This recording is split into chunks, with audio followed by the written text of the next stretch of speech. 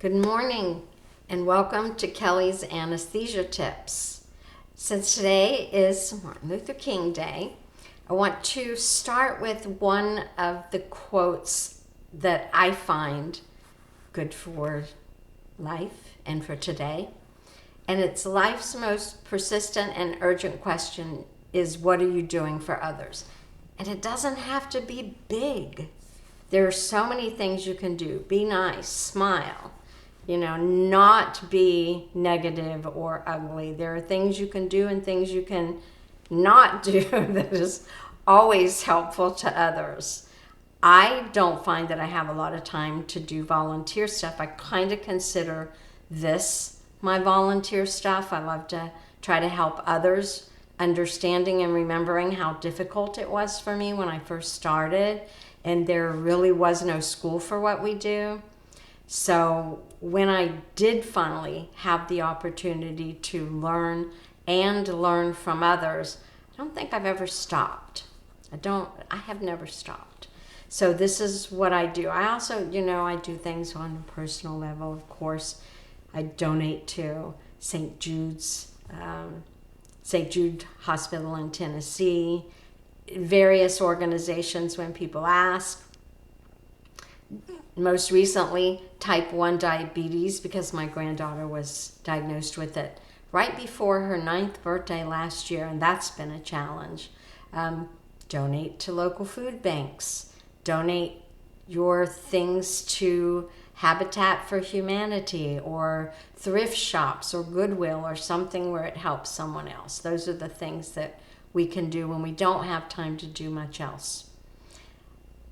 All right, so let's start with today's video, which is also a someone doing something for someone else video. I have an Oklahoma friend, I'll just say Michelle in case she doesn't like to be called out, who sent an email question to me about a particular coding scenario.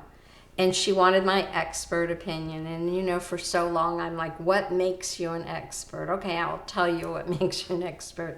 And anybody can be one. You just have to keep working at it. According to, I think it was Malcolm Gladwell who said at least 10,000 hours. Well, what you do is about 2,000 hours a year. You get paid for 2,040 hours a year. So I just rounded to 2,000 hours a year. Been doing this for over 40 years now. So 40 times 2,000, that's 80,000 hours. Yes, I'm an expert and you can be one too. All right, so let's get to the question.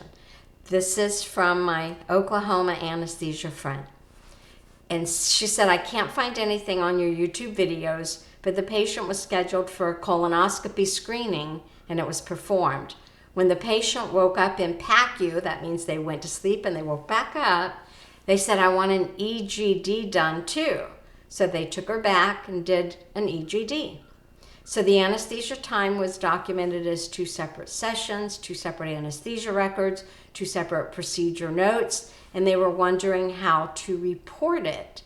And they've already thought out the process of the codes and the modifiers. So what is your expert opinion? I just said I qualify as an expert. And have you seen this happen? No, I don't see that. I've not seen that particular one happen, which is what I absolutely love about this. There's always things that pop up that you're like, I've not ever seen this before, but how do we explain it? And she explained it very well with the 2 different codes. There'll be 2 different diagnoses.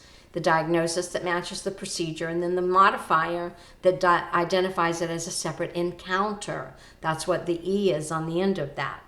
So my response is in yellow. So I said if there are 2 separate records, 2 separate start and stop times, which there are, and they're 2 separate cases. So I have seen over the year, Lord, I've read so many policies that I have forgotten some of them, but I remember specifically at least one policy that said there should be an hour between surgeries. So then you're stuck, will it be that one insurance that thinks there should be an hour between? And was there an hour between? So how do you find out? You try.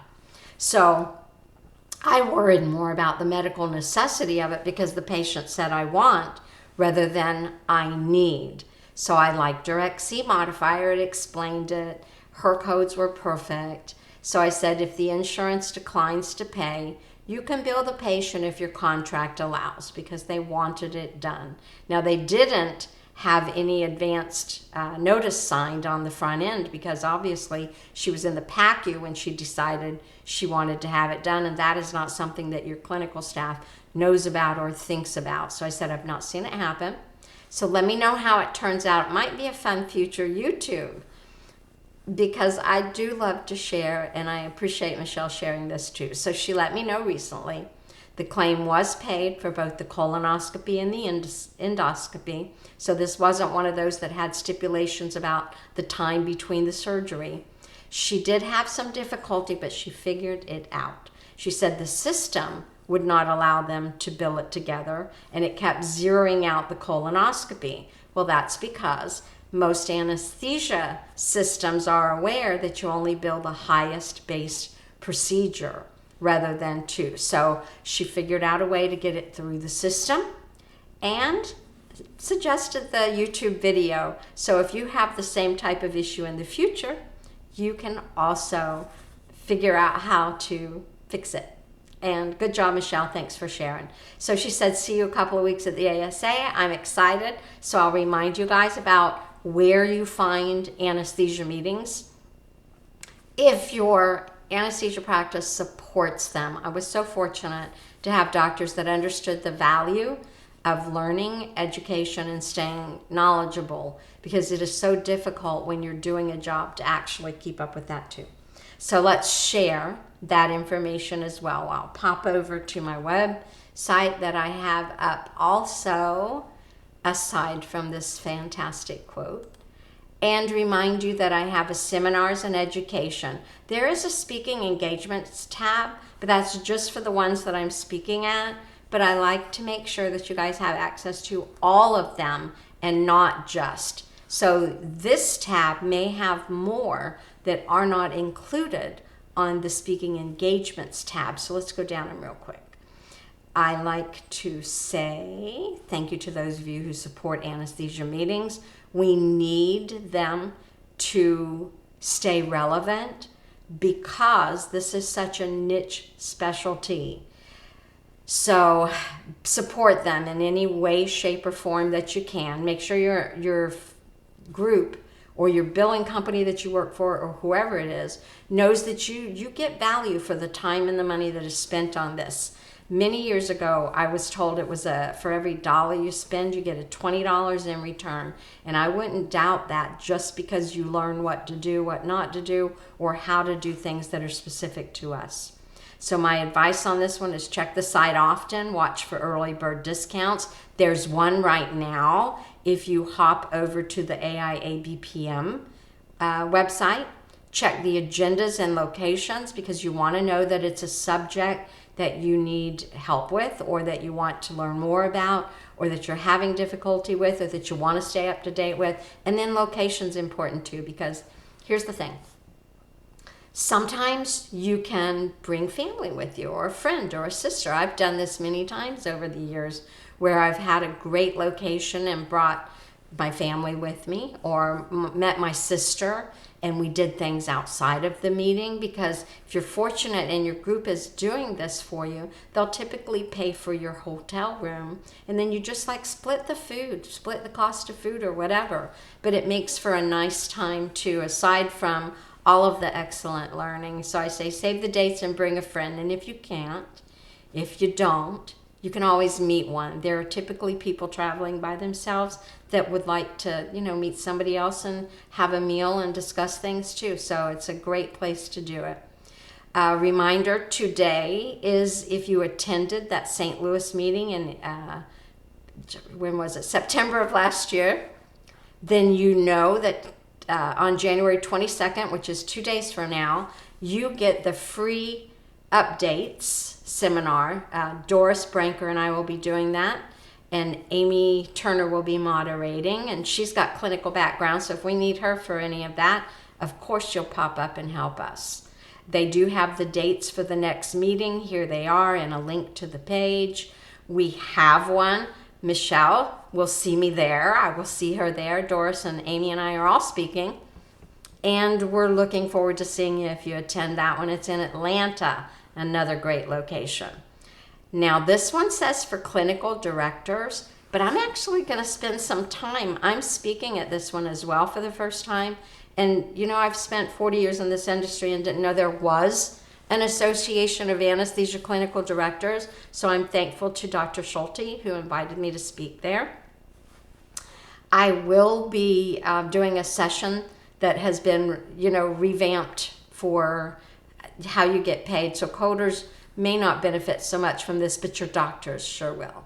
So if you have any physicians in your group who are clinical directors and they don't know about this warm location for March, then let them know. And then just keep in mind that, you know, there are sometimes webinars for the ones that you may have missed. And if you don't have a budget, remember about the computer learning. A lot of this is free. There are some very good educational webinars put on by billing companies sometimes. And listen, if the knowledge is good, go for it. It doesn't matter, you know, where you're coming from. If you want to listen and learn, you can. Medicare websites, that Novitas has some good ones specific to anesthesia billing and coding. They are always trying to educate you. You have your chapter meetings, and here's where I like to remind you that, you know, if you're thinking that maybe you might want to do speaking at a meeting someday, this is where you can get some really easy experience by doing something for a local chapter of what you're knowledgeable about. One of the keys that I say to speaking is you always want to keep it to a subject that you're very well versed about, because, you know, you get a comfort level when you're talking about something that you know. This is old, but it's still around. So if you have new coders who need training on ICD-10, I did my training here many years ago when I had to retest for the AAPC testing, and didn't want to spend the money for, you know, the boot camps or any of that then.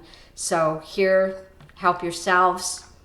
Keep the one thing in mind that I like to end with, and that's be kind to one another and generous with your knowledge. So once again, if you're, you know, helping in some way, shape, or form, which I hope this is what I do, then thank you. And I will see you guys around, either virtually or somewhere else. I mean, somewhere in the anesthesia world, because this is the world that I love and live in. Thank you. You guys have a good one. And I hope to do these at least once a month this year too. Now, another goal set.